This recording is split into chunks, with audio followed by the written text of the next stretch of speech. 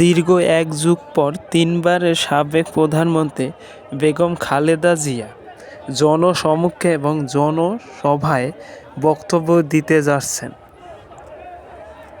একটি সংবাদে বলা হয়েছে বিএনপির অফিসিয়াল পেজ থেকে, যেখানে বলা হয়েছে ২১শে ডিসেম্বর জনসমক্ষে জনসভায় বক্তব্য রাখতে যাচ্ছেন বিএনপির তিনবারের সাবেক প্রধানমন্ত্রী বেগম খালেদা জিয়া।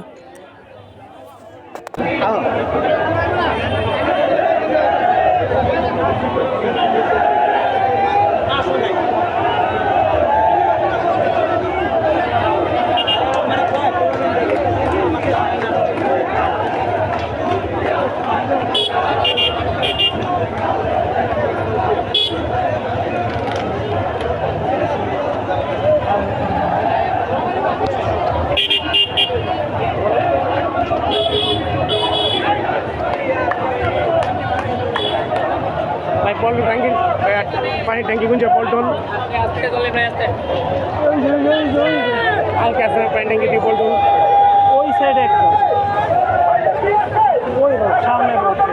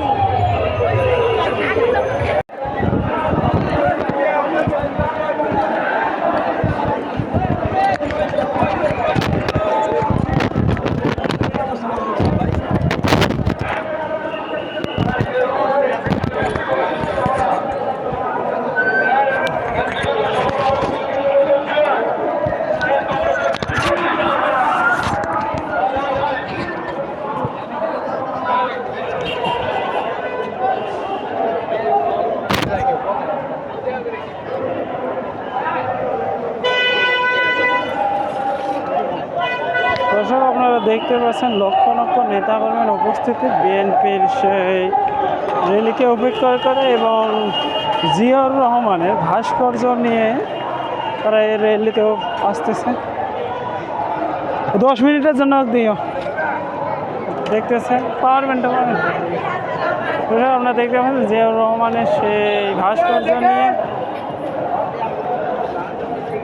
বলবেন। আমরা একটা কথা কইলে ভুল হলে আমার জ্বালা বেশি দাদা, তাই না? একটা কথা ভুল হলে জ্বালা বেশি। তো দর্শক, আপনারা দেখতে পাচ্ছেন জিয়াউর রহমানের র্যালি এবং জিয়াউর রহমানের সামনে স্ট্যাচুর সামনে অনেকের ছবি উঠাচ্ছে। আসা আসা দর্শক, আপনারা জানেন যে বিএনপির র্যালি বা বিএনপির 4টায় কার্যক্রম শুরু হবে, কিন্তু 4টার আগে নেতাকর্মীরা এসে পুরা ঢাকা শহর, পল্টন, কাকরাইল, পুরা ঢাকা শহরে নেতাকর্মীদের উপস্থিতি লক্ষ লক্ষ উপস্থিতি হয়েছে এবং তেনারা দূর দূরান্তে অবস্থান করতেছে এবং এখান থেকে তারা স্লোগান এবং মিছিল নিয়ে এসে পল্টনমুখী হচ্ছে।